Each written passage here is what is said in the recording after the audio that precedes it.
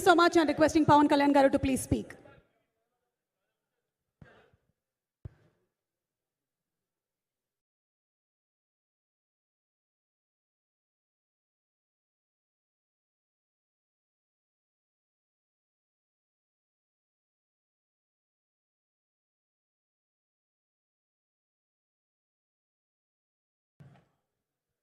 Podium లేకపోతే కొంచెం మాట్లాడడం కష్టం నాకు.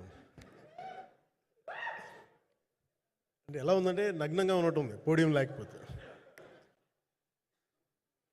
కొంచెం అందరూ మీరు దయచేసి వస్తే let me have an interaction.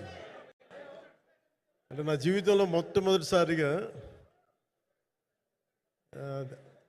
ఎప్పుడు చేశాను ఇంత, నాకు పొలిటికల్ ఇంటరాక్షన్ చేశాను కానీ మీడియా మిత్రులతోటి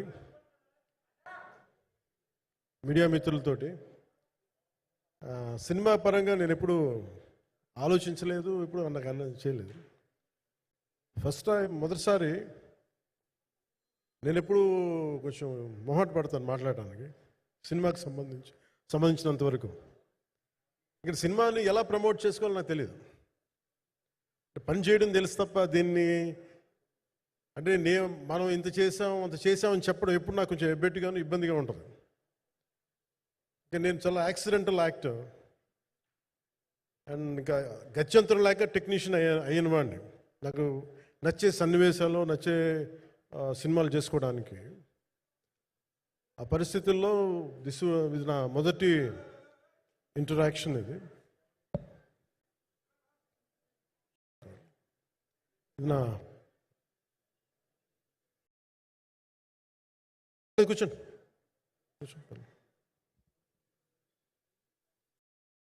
రథం గారు వస్తారు. ఇదంతా చేయడానికి, మాట్లాడడానికి ఇదేదో నాకు పొగరు అహంకారం ఏం కాదు.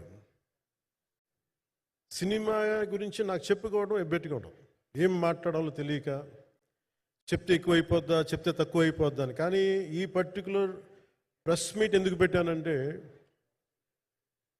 ఏం రత్నం గారి కోసం పెట్టాను.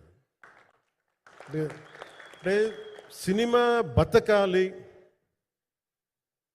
అంటే ఈవినింగ్ ఆడియో ఫంక్షన్ పెట్టుకొని మళ్ళీ ప్రెస్ మీట్ దేనికంటే మళ్ళీ నాకు మీతో ఇంటరాక్ట్ అయ్యే అవసరం, ఫంక్షన్ తర్వాత ఉండకపోవచ్చేమో అని చెప్పేసి అదొకటి మేజర్ ఒక ఇది కన్సర్న్. అదొకటి. అంటే రత్నం గారు అంటే ఈవినింగ్ చెప్దాం అనుకున్నా, బట్ స్టిల్ ఇప్పుడే చెప్పేస్తున్నాను ఈ మాట. త్రివిక్రమ్ గారు రాసిన ఒక డైలాగు అజ్ఞాతవాసిలో, ఒక చిన్నపాటి సౌకర్యం కోసం, ఇక్కడ మీరు కూర్చున్న ఒక చిన్నపాటి కుర్చీ కోసం ఒక యుద్ధమే చేయాల్సి వస్తుంది. అలాంటిది ఒక సినిమాని చేయడం అంటే ఎన్నిసార్లు మినీ యుద్ధాలు చేయాలి, ఆర్థికంగా కావచ్చు, క్రియేటివ్గా కావచ్చు, వీటన్నిటికీ సంబంధించి. అలాంటిది నేను ఎప్పుడు కూడా సినిమాల్లోకి రాకముందు ఏం రత్నం గారు లాంటి వ్యక్తి నా ప్రొడ్యూసర్ అయితే బాగుండు అనుకున్నాను. భారతదేశానికి పాన్ ఇండియా సినిమాని, ముఖ్యంగా రీజనల్ సినిమాని జాతీయ స్థాయిలో తీసుకెళ్లిన వ్యక్తి ఆయన. తమిళ సినిమాని చాలా ఛాలెంజింగ్ తెలుగులో డబ్ చేసి దాన్ని స్ట్రైట్ సినిమాలతో సమానంగా ఆడేంత సత్తా చూపించిన వ్యక్తి. Film industry creative ability, creative potentiality పెంచిన వ్యక్తి. ఈ సినిమా చాలా ఒడిదుడుకులు ఎదుర్కొంది, 2 కరోనా పరిస్థితులు ఎదుర్కొంది. అన్నిటికీ మధ్యలో సినిమా మన క్రియేటివ్గా కొంత ఇబ్బంది ఎదుర్కొంది. అల్టిమేట్ ఆబ్జెక్టివ్ సినిమా బాగా రావాలని, నేను ఎప్పుడు ఏం చేసినా సినిమా బాగా రావాలి అనుకుంటాను. సినిమాకి ప్రత్యేకించి ఆయన తపన చూసి నేను ముఖ్యంగా పొలిటికల్ ప్రాసెస్కి వెళ్ళిపోయిన తర్వాత, పాలిటిక్స్కి వెళ్ళిపోయిన తర్వాత, ఎలక్షన్ అని వీటికి దూరమై క్రియేటివ్ పార్టీకి దూరం అయిపోయిన తర్వాత, పాలిటిక్స్ నా ప్రైమరీ ఫోకస్ అయిపోయిన తర్వాత మళ్ళీ దృష్టి పెట్టి సినిమా కావాలి మీరు చెయ్యాలని చెప్పి నా దగ్గరికి వచ్చి కోరుకున్నప్పుడు నేను ఎంత బెస్ట్ ఇవ్వగలను సినిమాకి అంత ఇచ్చాను. నేను అంటే నా బెస్ట్ ఇచ్చాను. అంటే నేను అంటే అన్నిటికంటే కూడా నేను ఇవ్వలేనిది టైం ఇవ్వలేను నేను. కానీ అలాంటి పరిస్థితుల్లో ఒక క్లైమాక్స్కి దాదాపు 57 రోజులు షూట్ చేయాల్సి వచ్చింది. మండు టెండ బాగా ఇట్స్ కైండ్ ఆఫ్ ఒక మిడ్ మే అంటే చాలా పిచ్చి ఎండ అన్నమాట. అలాంటి ఎండల్లో చాలా కాలం తర్వాత నాకు మార్షల్ ఆర్ట్స్, నేను ఎప్పుడో నేర్చుకున్న మార్షల్ ఆర్ట్స్, ఒక ఎస్క్రీమా కానీ, ఊషు కానీ, నేను నేర్చుకున్న సెల్ఫ్ డిఫెన్స్ టెక్నిక్స్ కానీ, యుఎస్లో నేను ఒక వర్క్షాప్ చేసిన జీత్ కండో ఇవి కానీ, ఇవన్నీ ఈ సినిమాకి నాకు పనికి వచ్చినాయి. నాకు వీళ్ళతో డిఫరెంట్ కొరియోగ్రాఫర్స్తో కూర్చొని ప్రత్యేకించి క్లైమాక్స్ పార్ట్ ఇది అందరికీ ఇన్స్పైర్ చేసింది. మన స్థూలంగా చెప్పాలి అంటే, ఒక క్లుప్తంగా చెప్పాలి అంటే, ఈ సినిమాకి ఇదే ఆయువు పట్టింది. ఈ ఫస్ట్ పార్ట్కి ఎక్కడో కొల్లూరు నుంచి, మన కృష్ణానది తీరం కొల్లూరు, విజయవాడ సమీపంలో ఉన్న కొల్లూరు ప్రాంతం నుంచి దొరికిన ఒక కోహినూరు వజ్రం నుంచి అది ఎటు మన గోల్కొండ రాజుల దాకా వచ్చింది, మన హైదరాబాద్ సుల్తాన్ల దాకా ఎలా వచ్చింది, దీని ట్రావెల్ ఇటు వెళ్ళింది. ఇవన్నీ జరిగినప్పుడు దీని నేపథ్యంలో జరిగే కథ ఇది. ముఖ్యంగా ఈ ఫౌండేషనల్ వర్క్ చేసిన వ్యక్తి క్రిష్ జాగర్లమూడి గారు చాలా హై కాన్సెప్ట్తో పట్టుకొచ్చారు దీన్ని. ఆయనను రత్నం గారు నా దగ్గరికి వచ్చినప్పుడు చాలా బాగా నచ్చి వెంటనే చేశాను. చేసిన తర్వాత ఒక్కొక్కటి కరోనా నిజంగా ఇంపాక్ట్ వచ్చింది. అంటే ఎలా ఉండదంటే, ఎంత హార్డ్గా ఉండదంటే ఇండస్ట్రీ, ఎవరిని తప్పు పట్టలేం. ఒకప్పుడు ఆయన వెంట చుట్టిన నిర్మాతలు, ఆయన వెంట తిరిగిన డిస్ట్రిబ్యూటర్స్, హీరోస్, అందరికి అలాంటి వాళ్ళకి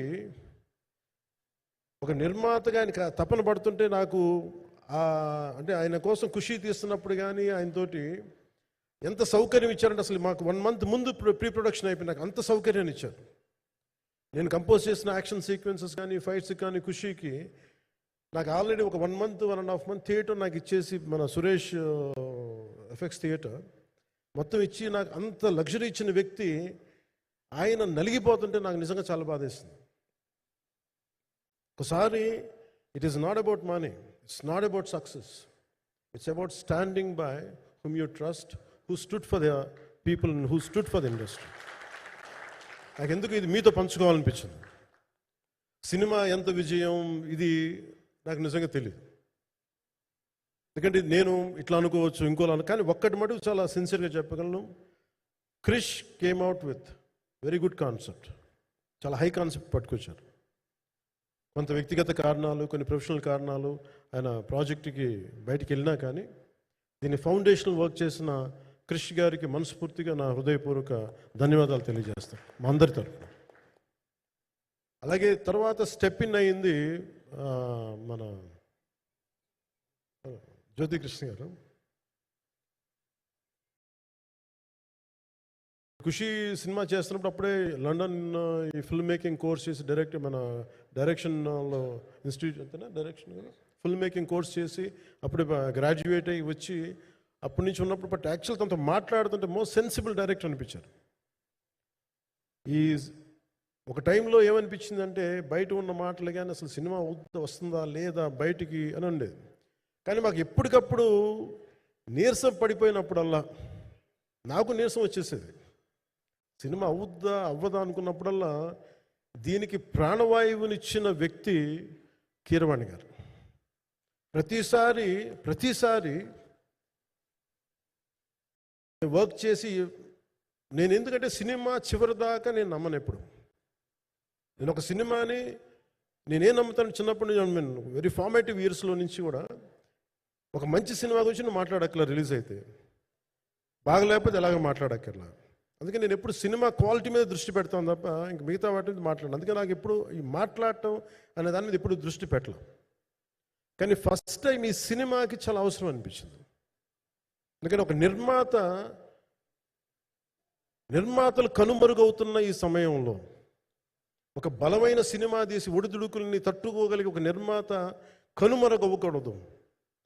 ఆయన పక్కన ఏది ఉండాలని, అండగా ఉండాలని చెప్పేసి నేను అన్నీ వదిలి, ఇంత బిజీ షెడ్యూల్స్ అన్నీ వదిలేసి, ఒకవైపు నన్ను నా ప్రత్యర్థులు తిడుతున్నా కానీ, సినిమాలకి వెళ్ళిపోయిన తిడుతున్నా కానీ, ఇదేంటంటే నాకు అన్నం పెట్టింది ఇది, నాకు నా సినిమా పరిశ్రమ.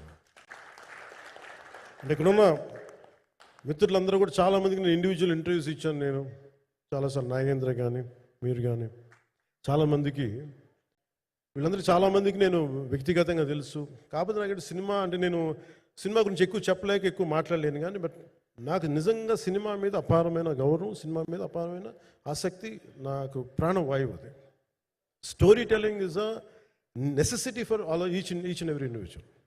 సో సినిమా అది మనకు కల్పిస్తుంది, సినిమా మనకి అలాంటి. కానీ ఈ సినిమా ప్రత్యేకించి చాలా ఛాలెంజింగ్ సర్కమ్స్టాన్సెస్లో, చాలా ఒడిదుడుకుల్లో, యాడ్వర్స్ కండిషన్స్లో కూడా మనస్ఫూర్తిగా దీన్ని ముందుకు తీసుకెళ్ళి, ఆర్థిక ఇబ్బందులు ఎన్ని వచ్చినా కానీ, అంటే నాకు పొలిటికల్గా పేరు ఉండొచ్చు, దేశవ్యాప్తంగా నేను తెలిసి ఉండొచ్చేమో, కానీ సినిమా పరంగా వచ్చేటప్పుడు నేను చాలా హీరోస్తో కంపేర్ చేస్తే వెరీ వాళ్ళందరికంటే చాలా తక్కువ నేను. సో దానికి ఉండే ఇబ్బందులు దానికి ఉంటాయి. మిగతా వాళ్ళకి బిజినెస్ అయినందుకు నాకు బిజినెస్ అవ్వదు, వాళ్ళకి వచ్చినందుకు నాకు రాకపోవచ్చు. ఎందుకంటే నా దృష్టి, నా కాంపిటేటివ్నెస్ ఎప్పుడు నేను సినిమాల మీద పెట్టలేదు. నేను ఇప్పుడు సొసైటీ పొలిటికల్ ప్రాసెస్ పెట్టాను, కానీ ఎప్పుడు సినిమా మీద నేను ఎంత ఉండాలనేది నేను ఎప్పుడు పెట్టలేదు. నేను ఎప్పుడు చాలాసార్లు మన నాగేంద్ర కానీ మిగతా మన సూపర్ హిట్ మన కీర్తిశేషులు బిఆర్ రాజు గారు చనిపోయారు, ఆయనకి ఇంటర్వ్యూస్లో కూడా ఉంటుంది. ఈ చిత్ర పరిశ్రమ చాలామంది హీరోస్ ఉంటారు, వాళ్ళలో నేను వన్ ఆఫ్ ది హీరో అంతే. నాది ఒక సంవత్సరంలో ఒక ఫ్రైడే, ఒక థర్స్డే రిలీజ్ అవుద్ది అంతే, అంతకుమించి తప్ప ఇది అందరి పరిశ్రమ, అందరూ రావాలి అలాంటిది నేను కోరుకునేవాడిని నేను. సో దాంట్లో భాగంగా రత్నం గారు లాంటి నిర్మాత బతికుండాలి, రత్నం గారి నిర్మాతకి ఇబ్బందులు కలగకూడదని చెప్పి లాస్ట్ మినిట్లో ఇంక చూసిన తర్వాత I stepped in to it. నేను భుజాల మీదకి తీసుకున్నాను ఇది. క్లైమాక్స్ని ఎలా భుజాల మీదకి అంటే, ఎందుకంటే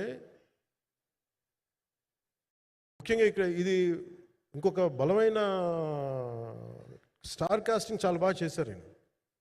ముఖ్యంగా బాబీ డియోల్ గారిని అంటే ఈరోజు చూస్తుంటే నాకు అదే అనిపించింది. ఈరోజు మన ప్రెస్ మీట్ కూడా నేను వచ్చాను. అందరూ ఎంత బిజీగా ఉన్నారని కొన్ని రాత్రుల నుంచి నేను నిద్రలేదు. మన మనోజ్ పరమహంస గారికి కానీ, రత్నం గారికి కానీ, జ్యోతి గారికి కానీ, పాపం ఈ సినిమా ప్రమోషన్ సింగిల్ హ్యాండెడ్గా పాపం నిధి అగర్వాల్ భుజాల మీద వేసుకొని నాకే బాధ అనిపించింది. పాపం ఒక అమ్మాయి తన కెరీర్ తను చూసుకోవాల్సిన అమ్మాయి కూర్చోబెట్టి నాకే సిగ్గు అనిపించింది. I have to truly appreciate you. అంటే చాలా పాపం అన్నీ వెళ్తా ఉంటే నాకు ఇదేంటి సినిమాని అనాథలా వదిలేసారండి అనిపించింది. సో నాకేమనిపించింది, ఈ సినిమాకి ఎవరు అనాథలా వదలలేదు, నేను ఉన్నానని చెప్పడానికి వచ్చాను ఈ రోజున. ఎందుకంటే నేను కోట్లాది మంది ప్రజలకి అండగా ఉండేవాడిని, దేశంలో ఉండే సమస్యలకి స్పందించేవాడిని. అలాంటిది తెలుగు సినిమాకి, నా సినిమాలకి మీకు తెలుసు గతంలో ఎన్నిసార్లు ఇబ్బందులు పెట్టారు. అదే మన ప్రభుత్వం అక్కడికి రాగానే వెంటనే సాధారణంగా హృదయ కవాటాలు తెరిచి మరి ఆహ్వానించాం. ఏ కృతజ్ఞత కూడా ఆశించలేదు. అంత చిత్ర పరిశ్రమను అంత గుండెల్లోకి తీసుకుంటాం. అలాగే దీనికి సంబంధించి అలాంటిది నా సినిమాని నేను ఎందుకు వదిలేస్తాను? ఎందుకంటే ఇది ఇంకో సినిమా కాదు. ఒక మేకప్ మ్యాన్గా ప్రారంభమయ్యి ఇంకో ప్రొడ్యూసరు, డబ్బులున్న ప్రొడ్యూసరు, పెద్ద జీవితాల నుంచి వచ్చిన ప్రొడ్యూసరే కాదు, చాలా చిన్న స్థాయి నుంచి, ఒక మేకప్ మ్యాన్ స్థాయి నుంచి బాయ్గా స్టార్ట్, అంటే చిన్నపాటి అసిస్టెంట్గా స్టార్ట్ అయ్యి చాలామంది మన సీనియర్ దర్శకులందరి దగ్గర పనిచేసి అంచెలంచెలుగా ఎదిగి నిర్మాత అయ్యి, దర్శకుడయ్యి, స్క్రీన్ ప్లే రైటర్ అయ్యి, మీరు ఏమన్నానంటే ఆయన మౌనంగా ఉంటారు. ఎవరు ఎన్ని ఇబ్బందులు పెట్టినా మౌనంగా ఉంటారు. ఆయన మౌనం ఒకసారి నాకు విపరీత అసహనానికి గురి చేసేస్తుంది. మీరు ఏదైనా మాట్లాడాలంటే ఎవరు ఇబ్బందులు పెట్టి ఏం ఎదురు తిరగరు ఏంటంటే అంటే ఇలా అంటారు, ఏం చేయాలి. ఇంకా ఇలాంటి వ్యక్తికి ఆయన మౌనం నన్ను ఇలా రోడ్ల మీదకి వచ్చి ఇలా మీ దగ్గరికి ముందు నుంచోబెట్టింది.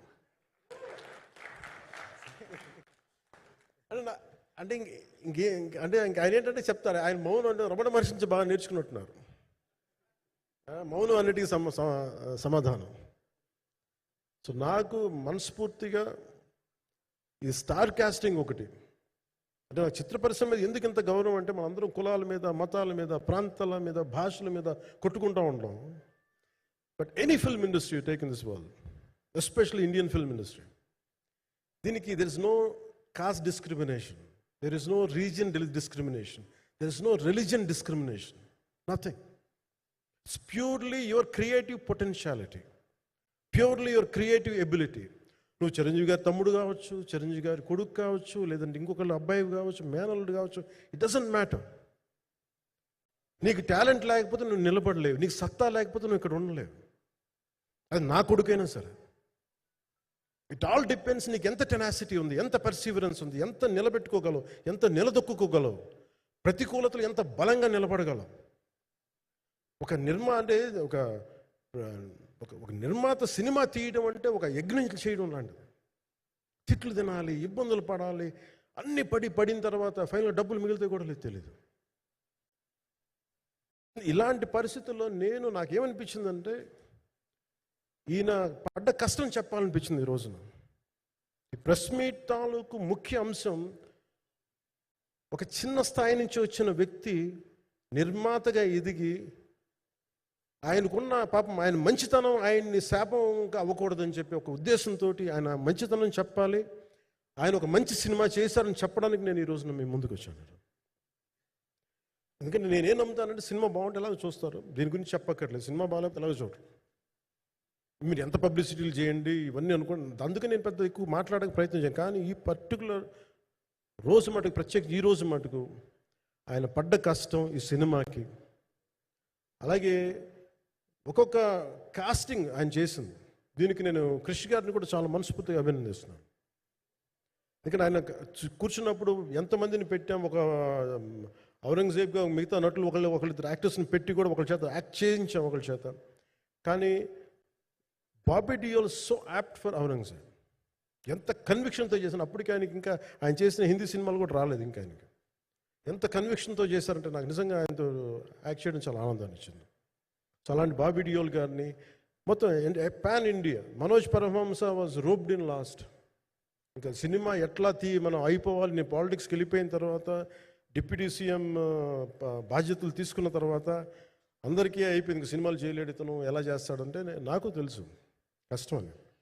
నేను ఎలా చేశాను ఈ సినిమా అంటే పొద్దున్న 2 గంటలు చేసామండి, బ్రేక్ఫాస్ట్ టైము, లేదంటే నా ఎక్సర్సైజ్ టైంని కొంచెం మిడ్ నైట్గో లేదంటే ఎర్లీ మార్నింగ్ 4 గంటలు పెట్టుకొని ఆ 2 గంటలు ఏమి దొరుకుద్దో ఆ 2 గంటలు ఇస్తే జ్యోతి, మనోజ్ గారు, మన రత్నం గారు వీళ్ళు కూర్చొని ప్లాన్ చేసి, అది కూడా నా ఆఫీస్కి, నా పార్టీ ఆఫీస్కి కూతవేటు దూరంలో ఉన్న మా స్నేహితులు వాళ్ళ గోడౌన్ ఉంటే అక్కడ కూర్చొని షూట్ చేసాం. ఎంత మండుటెండంటే అసలు దాంట్లో కూర్చొని మ్యాట్ వర్క్ చేసి మీరు ఫైనల్ రిజల్ట్స్ చూస్తే ఇది ఇక్కడ చేశారంటే అంత ఆశ్చర్యం అనిపిస్తుంది. Hats off to Manoj Paramahamsa గారు. అండ్ ఈ సీన్స్ అన్నిటికీ ప్రీ విజువలైజేషన్, ప్రతి సీన్ చేయబోయే ముందు అసలు నాకు ఏమనిపించిందంటే సినిమా చేయగలమా లేదనని పరిస్థితుల్లో జ్యోతికృష్ణ గారు ముందుకు వచ్చి నాతో మాటలు నేను చెప్పలేదని, ఇది ఇలా చేస్తాం అలా చేస్తాం ఏం చెప్పలా, ఏమి చేయబోతున్నాడో ఎవ్రీథింగ్ వాజ్ ప్రీ విజువలైజ్డ్. ఈ సీన్ ఇలా ఉండబోతుంది, ఈ చేయబోయే సీన్ ఇలా ఉన్నది.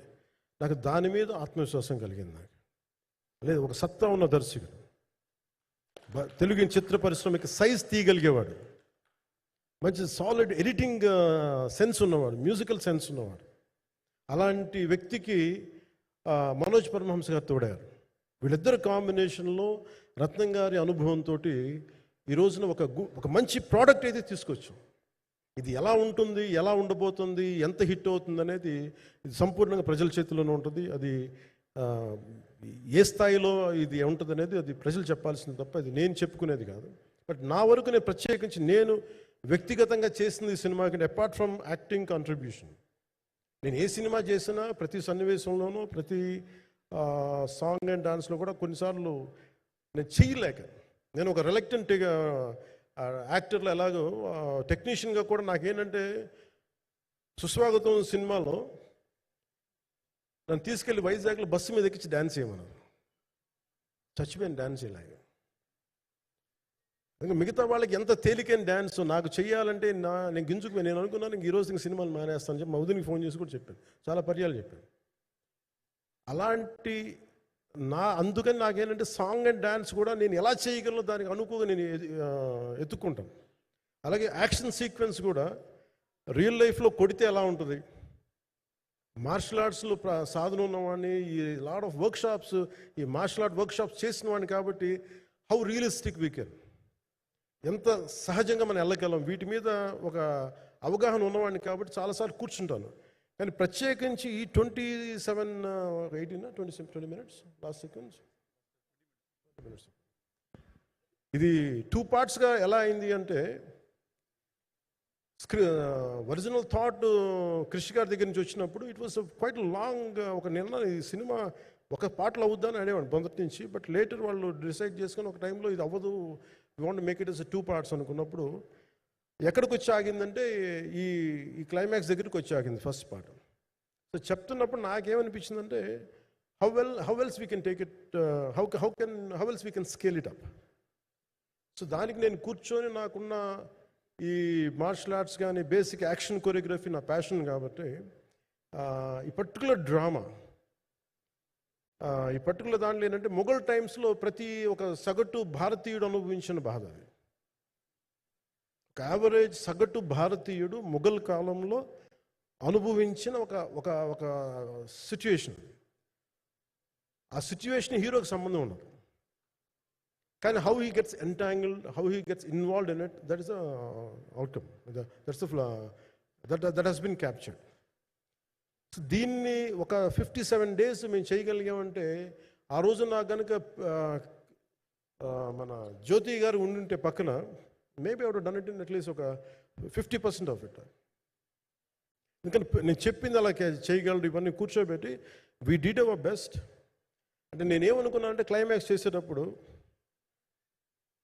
ఇంక నేను తర్వాత సినిమాలు చేస్తానో కూడా లేదో నాకు తెలియదు, కానీ నాకు ఇష్టమైన నిర్మాత, తెలుగు చిత్ర పరిశ్రమకి నిజంగా ఒక అండగా ఉన్న నిర్మాత, I want give my best to him. నేను అందుకని ఆంధ్రప్రదేశ్ ప్రభుత్వానికి కూడా, మన ముఖ్యమంత్రి గారికి కూడా తెలియజేశాను, ఈయన్ని ఫిల్మ్ డెవలప్మెంట్ కార్పొరేషన్కి చైర్మన్ నేను ప్రతిపాదించాను. అంటే నాకేంటంటే, I don't want it to be a political. ఆయన నా నిర్మాతని కాదు, ఈయన అందరు హీరోలతో తీశారు. ఈయన పాన్ ఇండియాలో ప్రతి ఒక్కరు తెలిసి ఈయనంటే. ఇలాంటి వ్యక్తి ఉంటే మన తెలుగు చిత్ర పరిశ్రమకి బాగుంటుంది. అలాగే ప్రత్యేకించి తెలుగు చిత్ర పరిశ్రమ అనేది నాకు, ఈ టాలీవుడ్ అనే పదాలు నాకు వాడటం నాకు ఇష్టం ఉండదు. Bollywood, Tollywood, Kollywood, Mollywood. Why should we ape Hollywood? We have a greater story narrative ability మన దగ్గర ఉంది. We have a greater storytelling ability. We don't have to ape Hollywood. We take the best practices of Hollywood, but not necessarily the name of Hollywood. వాళ్ళకున్న professionalism మనం నేర్చుకోవాలి, వాళ్ళకున్న commitment నేర్చుకోవాలి, వాళ్ళకున్న production designing ability మనం తీసుకురాగలగాలి. So ఇవన్నీ నేను నా పరిధిలో ఈ రోజున ఆంధ్రప్రదేశ్ ప్రభుత్వంలో ప్రత్యేకించి ఈ శాఖ నా పరిధిలో ఉంది కాబట్టి దానికి ఆయన పేరు ప్రతిపాదించాను. నా ఉద్దేశం ఏంటంటే, తెలుగు చిత్ర పరిశ్రమ తెలంగాణలో ఉన్న, కర్ణాటకలో ఉన్న, చెన్నైలో ఉన్న, ఏదైనా సరే తెలుగు చిత్ర పరిశ్రమ, భారతీయ చిత్ర పరిశ్రమకి చాలా మంచి జరగాలి, ఇలాంటి వ్యక్తి ద్వారా ఏదైనా చేద్దామని ఒక ఉద్దేశంతో ఆయన పేరు ప్రతిపాదించాను. భవిష్యత్తులో ఆయన అవుతారని మనస్ఫూర్తిగా నేను ఆశిస్తున్నాను. అందుకని అన్నీ నా చేతిలో ఉండవు కదా, అందుకని చెప్తాను. ఇఫ్ అండ్ బట్ చెప్పాలి కదా. సో ప్రత్యేకించి మీ అందరికీ నా హృదయపూర్వక ధన్యవాదాలు తెలుపుకుంటూ, నెక్స్ట్ 2-3 daysలో I'll try to give as many interviews as I can. Nidhi, I'm grateful to you. పాప చాలా తపన పడి ఉంటారు. ఈరోజు ఎలా ఉంది అంటే, నాకు ఎలా అనిపించిందని, ఇందాక నేను వస్తున్నప్పుడు ఎవరు లేరు, వీళ్ళు కూడా ఎవరు లేరు. నేను వచ్చి చాలాసేపు కార్లో కూర్చున్నాను, ఎందుకంటే మళ్ళీ మీరు తిట్టకూడదు, లేట్ వచ్చాడు, నీకు డిప్యూటీ సీఎం అయితే పొగలు వచ్చేస్తాను మీరు అంటారని. నాకు అట్లా అనిపించలేదు. నాకు ఫస్ట్ టైం ఎందుకు మీడియా నాకు ఎందుకు అలవాటు పోయిందంటే, నేను వచ్చిన కొత్తల్లో ఈ జ్యోతి చిత్ర సితార పేపర్స్ ఉన్నాయి. ఎవరో ఫోటోస్ వేయమంటే, this guy is not saleable, ఇంకా అవసరం లేదు అంటే నా ఫోటోలు వేసేవాళ్ళు కాదు. సో నాకేమనిపించింది, సరే ఇంక నేను మన ఈయన కాడికి నేను ఏమి అంటున్నాను నాకు తెలియదు అని చెప్పేసి మా నిర్మాతలు కూడా ఉండేవాళ్ళు కాదు. సో నాకు పబ్లిసిటీ లేకుండా సినిమాలు రిలీజ్ అవ్వడం అలవాటు అయిపోయింది నాకు. సో అదే ప్రాక్టీస్ అయిపోయింది నాకు, అంతే. మళ్ళీ కూర్చోబెట్టి మీరు ఏం మాట్లాడతారు, మళ్ళీ అది ఇటు తిరిగి వస్తుందని చెప్పేసి మిగతా అంత నాట్ టాకెటివ్. మీరు సినిమా పొలిటికల్ ప్రాసెస్కి వచ్చేటప్పుడు నేను ఏదైనా మాట్లాడగలను, కానీ సినిమా వచ్చేటప్పటికి చాలా చాలా ఒత్తిడి తీసుకోవాల్సి వస్తుంది. అంటే ఎంత కథ చెప్పాలి, ఎంత కథ చెప్పకూడదు, ఈ మాట అద్భుతంగా ఉందంటే ఏం అద్భుతంగా ఉందని మళ్ళీ తిడతారు తర్వాత, 100 ఆలోచనలతోటి స్లో డౌన్ అయిపోతాను.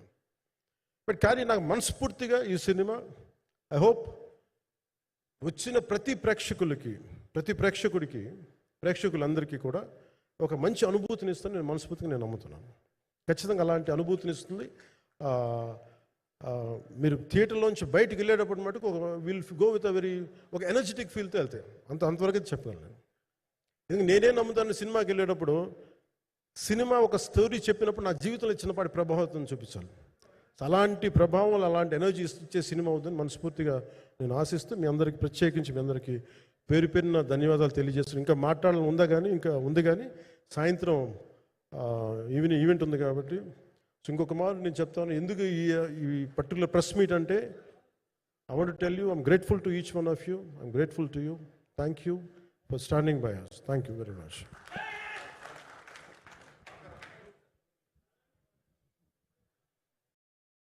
మీడియా మిత్రులందరికీ మరొకసారి ధన్యవాదాలు తెలియజెప్తూ ఉన్నాము. సో ఏం రత్నం గారు presence and mega Surya productions banner పైన వస్తున్నటువంటి ఫిల్మ్